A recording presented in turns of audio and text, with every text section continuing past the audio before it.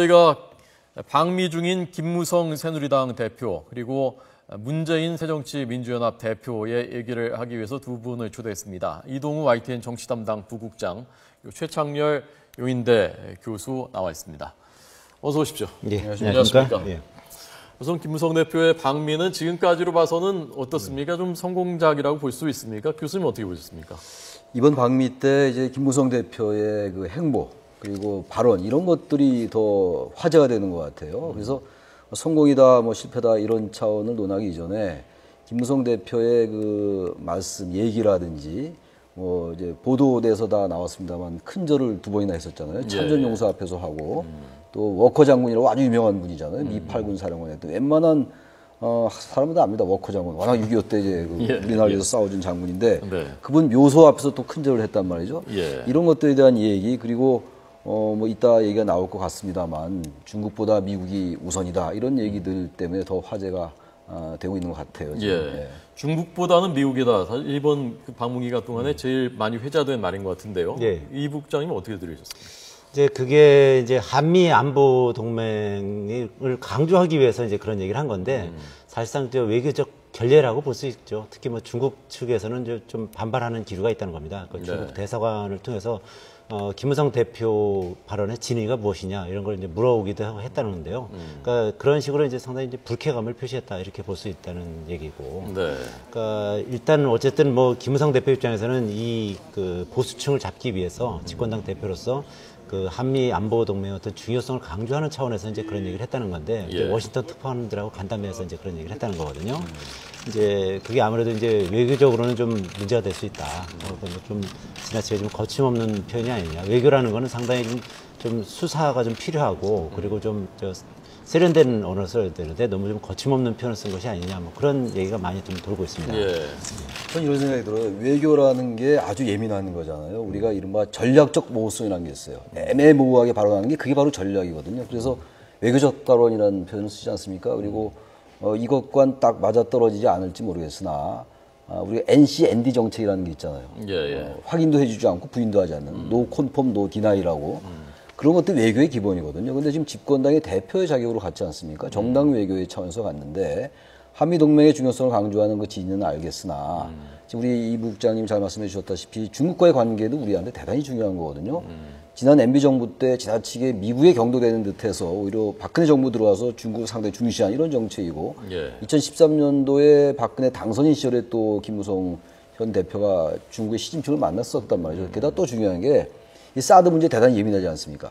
그러니까 중국 입장에서부터 사드를 배치하려 하는 게 아니냐 이렇게 또 오해를 줄 수도 있고 말이죠. 그래서 그런 전반적인 발언들이 뭐 진위는 그게 아니겠으나 집권당의 대표로서 당당하지 못했다라는 생각도 들고 저라는 것 포함해서 말씀드린 겁니다. 그리고 중국보다 미국이 우선이다라는 얘기는 신중하지 못했다, 진중하지 못했다라는 그 지적은 피할 길이 없을 것 같습니다. 저라는 것도 당당하지 못했다라고 보시는 겁니까? 저는 그렇게 봅니다. 어떤 면에서 그렇습니까? 일단 참전용사들 앞에서 저라는 것까지야 한국적 어떤 그런 정서를 반영하니까 또 살아있는 분이니까 저럴 수 있는데 또 그 워커 장군 묘소 앞에까지 가서 저를 하는 거 꼭 그렇게 해야만 한미동맹이 공고화되는 것인지 보다도 품이 있고 품격이 있게 뭐 저랬다는 게 품격이 없었다는 건 아니겠으나 한 번 정도면 족하지 그것을 또 두 번째 가서 한다는 게 흔히 하는 말로 과공은 비례라는 말 있잖아요. 우리 동양 유교적인 사고가 지나친 공손이나 지나친 겸손은 오히려 상대방이 부담을 느낄 수도 있는 거란 말이죠. 그런 면에서 그런 점이 조금 그렇게 당당해 보이진 않았다. 그리고 너무 대권 주자로서의 행보를 의식하는 게 아닌가라는 뭐 추론입니다만 또 하나 어떤 이 국내에 있는 보수층들의 이런 반응을 너무 의식한 게 아니냐. 보수층을 좀 결집시키려는 것이 아니냐. 뭐 이게 너무 정치공학적 분석일 수 있겠습니다만 그런 생각이 듭니다. 다 그렇게들 생각했겠죠. 국장님은 어떻게 보십니까? 저랑 그러니까 제가 보기에는 이제 그 절하고 이런 부분은요. 뭐 김무성 대표가 뭐 평소에 좀 뭐랄까 뭐 통 큰 그런 어떤 이미지랄까요? 뭐 그런 게 있지 않습니까? 지난번에 뭐 스캐퍼러티 그 주한미군 사령관도 뭐 업어주고 그런 일종의 뭐 저 어부바 리더십이라고 뭐 그렇게 부르는데 이제 그런 그 그 김무성 대표의 어떤 성향이랄까요? 뭐 그런 게 나타난 거죠. 그러니까 뭐 이왕 한번 액션을 취하려면 좀 크게 취하자. 뭐 그런 것도 있는 거고. 또 아무래도 이 그 지금 미국 측에서는 한국이 너무 중국 쪽에 더 가까이 가는 거 아니냐. 이제 그런 의심을 좀 하고 있거든요. 예, 예. 실제로 박근혜 대통령이 되고 나서도 미국보다는 중국에 먼저 특사를 보냈던 거 아닙니까? 김무성 대표가 특사를 갔던 거고요. 그리고 이제 미국에는 오히려 특사로 그 김정은 지금 그 정책위 의장이 갔거든요. 그러니까 급이 좀 많이 좀 달랐던 거죠. 그러니까 미국 입장에서는 뭐 그런저런 이유로 좀 사실 좀 한국이 조금 너무 중국에 경도돼 있는 거 아니냐. 그리고 실제로 그 경제 관련해서는 우리가 중국의 의존도가 굉장히 많이 높아졌지 않습니까? 그러니까 김무성 대표가 이제 그런 것을 어떻게 보면 일종의 좀 만회하기 위해서 어떻게 보면 좀 더 좀 강하게 액션을 취했다 그렇게 볼 수 있는 거죠. 그래서 김무성 대표도 이제 계속 그런 얘기를 했다는 거 아닙니까? 지금 지금 중국하고 우리가 경제적으로는 많이 좀 의존하고 있는 건 사실이지만 그거는 기본적으로 한미 안보 동맹이라는 어떤 굳건한 기초 위에서 그것이 가능한 것이다. 뭐 이런 식으로 계속 그 미국의 어떤 그 고위 관료라든지 아니면 의회 지도자들 만났을 때 그렇게 계속 강조했다는 겁니다. 예. 반기문 유엔 사무총장을 만난다고 하는데 여기서 어떤 어쨌건 그 두 사람 다 여권의 잠재적인 주자, 잠재적이 아니라 이쪽은 이제 유력한 주자고 이쪽도 잠재적으로 거론되는 인물이니까 거기서 어떤 정치적인 좀 내밀한 얘기도 혹시 오갈 수 있을까 그런 부분은 사람들이 궁금해하는 거거든요. 그 가능성은 어떻게 보십니까? 그 자리가 뭐 그런 뭐 차기 대권에 관련돼서 얘기를 나누기는 아마 서로 어색할 겁니다. 아마 반기문 총장은 어쨌든 뭐 대권과 자꾸 연결되는 것에 대해서 부담을 느껴왔지 않습니까? 그러면서도 또 대권 출마 안 한다라는 얘기는 안 했단 말이죠. 그렇기 때문에 계속 대권 주자로 이제 그 반열에 들어 있는 거란 말이죠. 게다가 충청권 인사이기도 하고 또 국내 정치에서 볼 때 사실 뭐 지금 현 단계의 얘기입니다만 청와대가 김무성 대표와의 관계라는 게 대단히 항상 이렇게 살얼음판의 관계 아니겠습니까? 그러면서 반기문 총장은 어쨌든 차기 대선 주자로 계속 거론될 수밖에 없을 것 같아요. 그런 점에 대해서 관련돼 가지고 뭐 내밀한 얘기가 있을 법도 하나 지금 현재 그렇다고 둘 간에 현안이 있는 건 아니거든요. 김 대표가 혹시 그 반 총장한테 혹시 나오실 생각이 조금이라도 있습니까? 뭐 이렇게 물어볼 수 뭐 대화 가운데 그런 얘기들을 뭐 암묵적으로나 암시적으로 이렇게 떠볼 수는 있지 않겠습니까? 정치적 발언으로 그야말로 두 분이 계시더라도요. 당연히 그렇겠죠. 특히 이제 반기문 사무총장 같은 경우 워낙 지명도가 높기 때문에 야권으로 이제 넘어갔을 때는 오히려 저 여권에 치명상을 줄 수도 있거든요. 그렇기 때문에 일단 여권 후보로 이렇게 좀 가둬놓는 뭐 그런 그 필요성은 특히 있겠죠. 이제 그렇지만 뭐 그런 것까지야 뭐 얘기하겠습니까? 근데 제가 개인적으로는 반기문 그 유엔 사무총장이 정치적 근육이 그렇게 있었을까? 그러니까 일종의 정치적 야심이 있어야, 그래야만 이게 뭐 저 대선 주자로서 이렇게 좀 발돋움할 수 있는 그런 발판이 되는 거거든요.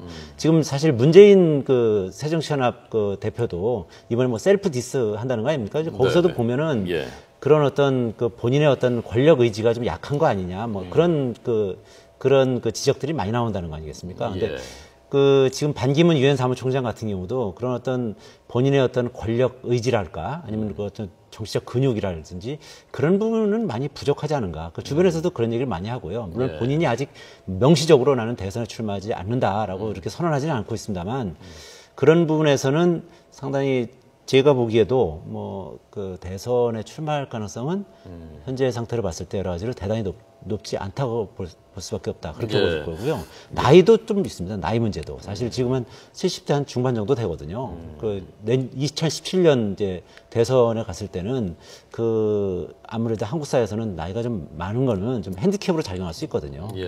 그런 부분도 아마 좀 고려해야 될 사안 아닌가 이렇게 생각합니다. 문재인 대표의 그 셀프 디스. 사실 저는 이 말이 뭐 영어로 셀프도 그렇고 디스도 그렇고 다른 표현이 좀 없을까 싶기도 한데 어쨌건 그 셀프 디스 이건 좀 어떻습니까? 국민들한테 좀 그 호감을 좀 주고 있는 것 같습니까? 이제 얼마 안 됐으니까. 근데 지금 이제 손혜원 홍보본부장의 아이디어라는 거 아닙니까? 손혜원 홍보본부장의 얘기에 의하면 목포에 있는 어느 교사가 아이디어를 줬다라는 거예요. 지금 이제 그렇군요. 본인의 아이디어가 아니라는 거예요. 그런데 이제 그게 얼마 안 됐는데 지금 그 손혜원 본부장의 말에 의하면 6개월 정도를 계속하겠다라는 얘기거든요. 근데 이제 어느 하나의 하나의 이벤트잖아요. 이런 이벤트를 계속해 나가다 보면 나름의 국민들의 주목을 끌 수가 있거든요. 그리고 어쨌든 새정치연합이 계속 계파 갈등으로 시달리고 있고 말이죠. 주류와 비주류와의 갈등 이런 것들이 아주 통솔로 굳어져 있는 상황이란 말이죠. 지금 최근에 얘기를 들어보면은 나름 그 어떤 그 정치인에게 어떤 치명적인 것들을 딱딱 지적을 하더라고요. 예를 들어서 박지원 의원 같은 경우가 호남만 챙겨서 미안합니다라든지 네. 또 무슨 카리스마가 없어 미안하다라는 건 이제 문재인 대표 얘기를 했고 말이야. 이런 것들이 처음엔 뭐 본질적인 걸 건드리지 않고 왜 저런 거 이벤트로 하나라고 생각할 수 있는데 이게 계속 되다 보면 아 정말 나름의 그런 분위기는 형성될 수 있을 것 같아요. 그저께 이재명 성남시장의 경우는 너무 성남만 챙겨서 미안합니다. 또 이런 얘기를 했더라고요. 그래서 아까 말씀처럼 셀프 자기 자랑하는 거 아닙니까? 일종의 어떤 면에서 볼 땐 비판이지만 보기에 따라서는 뭐 오히려 성남시장한테 성남 시민들에게는 더 다가간 모습이 될 수 있어서 그런 것들이 이제 계속 그런 식으로 하게 되면 이제 오히려 비판받을 수도 있죠. 그래서 셀프 리스펙트가 디스리스펙트라는 거 아닙니까? 근데 셀프 디스라는 게 자기 비판 같은 거잖아요. 우리말로 얘기하면. 근데 그런 것들이 정말 진정성을 갖는다면은 국민에게 다가갈 수가 있는데 이것도 또 하나의 이벤트라면 그야말로 이벤트로서 비판받을 수 있다. 양면성이 다 있다고 보입니다. 근데 그 문제는 저도 이제 그 최 교수님하고 비슷하게 긍정적으로 보는 게요. 이게 그 새누리당에서 뭐 김무성 대표가 뭐 로봇 연기 해가지고 지금 그 상당히 좀 선풍적인 인기를 끌었지 않았습니까? 근데 그런 부분이라든지 아니면 뭐 여름에 반바지 입고 모자 쓰고 나와가지고 이 선거 앞두고 730 그 재보선 앞두고 그랬던 모습들 그런 어떤 파격적인 모습들이 상당히 신선하게 다가왔고 문재인 대표도 그런 부분에 대해서 충격을 받았다는 거 아닙니까? 그래서 손혜원 지금 홍보위원장이 이런 그 시도를 하는 게 국민에게 다가가려는 노력이고 또 어떻게 보면 이제 자기를 낮추는 거 아니겠습니까? 이제 그런 면에서 그 실제로 또 어떻게 보면 이제 그런 문재인 대표가 카리스마가 부족한 것도 사실이고 또 이 박지원 최고위원이 그 호남 하는 것도 사실이었고 그러니까 어떻게 보면 이제 그거를 보는 국민들 입장에서는 뭐 통쾌함을 줄 수도 있는 거죠. 이제 그런 걸 통해서 좀 더 이제 국민들과 이제 가까워지고 이제 그 이후에 어떤 혁신을 한다든지 개혁을 한다든지 할 때 좀 더 설득력 있게 다가갈 수 있지 않을까 그런 생각도 해봅니다. 국민들이 댓글도 거기 문재인 대표에 대해서 댓글도 많이 달았다면서요? 예, 그렇습니다. 댓글이 좀 재밌는 게 많이 달았다는데요. 예를 들면 발음이 세서 죄송합니다. 애드립을 좀 키우셔야 할 것 같습니다. 라든지 아니면 배바지를 입어서 죄송합니다. 배바지라는 건 여기까지 올라오는 바지인데 요즘 젊은이들은 좀 이 골반이 좀 골반 바지라 그럴까요? 좀 짧은 걸 입지 않습니까? 문재인 대표가 그렇게 입나요? 이렇게 배바지라 그래서 이제 그렇군요. 배꼽 있는 데까지 올라오는 바지는 이제 주로 이제 배바지라고 하는데 이제 그 나름대로 이제 이 손 위원장이 자기 페이스북에 이제 올렸다는 거 아닙니까? 셀프 디스 관련해서 자세한 내용 올려달라고 했는데 꽤 많은 그런 반응들이 왔다는 겁니다. 그 중에는 보면은 그 부산의 그 삼선인 조경태 의원도 포용하지 못하느냐. 어떤 형식으로든 포용을 해가지고 자기 사람을 만들어라. 이런 얘기도 있고 그렇다는 겁니다. 예, 알겠습니다. 이동호 부국장님, 최창열 교수님 고맙습니다. 잘 들었습니다. 예.